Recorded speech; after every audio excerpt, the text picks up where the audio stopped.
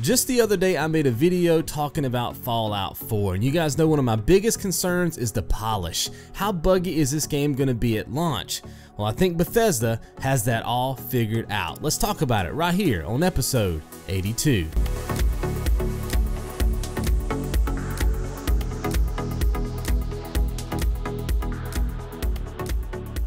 So a while back I was watching one of Gaming Arcadia-HD's videos, and in that video he was talking about announcements. You know, when should a publisher announce when a game is going to be coming to market? Because a lot of times we get the announcement, but then it's like 2 or 3 years down the line before we actually get the game. And he made an interesting point. He said, I wish they would just announce the game, you know, and maybe have like a 3 to 6 month window where we have to wait for it.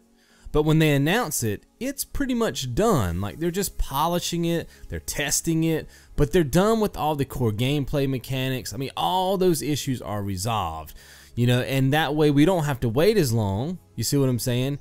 And we know the game is completed. Well, it seems like Bethesda has played this thing perfectly. You guys know that we've been anticipating a Fallout 4 for quite some time, and it was rumored, but nobody could actually prove it, and back and forth and back and forth. But then they made the reveal right earlier this year, and I'm reading this article now up on GameSpot. I'll link it in the description below, and they're like, hey, this game has been done. This game was actually done prior to the release. Now, it's not quite perfect yet, but they're spending these, you know, last 5 to 6 months. They're going to be tweaking it. You see what I'm saying? They're going to be polishing the work. Like I said, all the core gameplay mechanics are out of the way. Now, in my mind, this is perfect. This is perfect, baby. And I hope that this game comes out and it has, I mean, like very little bugs to it. Now, it's probably going to have bugs because it's a big open world, but I'm talking about no game-breaking glitches, right? None of this stuff where you're walking around a map and your game just ends. I hope that it can come out that solid, because I think that's going to set a precedence for all these other, you know, devs and pubs or whatever trying to announce their game, and you know, they work on it until the last minute and then it gets shipped with a patch and all this kind of stuff. And I'm not saying that Fallout's not going to have a patch when it comes out, because they may be polishing this thing to the very end, but they're not trying to build in and fix core gameplay mechanics till the very end, and I think that is the difference. Here's actually a quote from the article that says, the game is basically done. It was by and large done before we announced it in terms of the features going in it. That's just one of the quotes from the articles, and they later, you know, they go on later to say that, you know, instead of spending these last, you know, 4 to 6 months trying to add stuff into it, they're just fixing things. Fixing, polishing, and testing.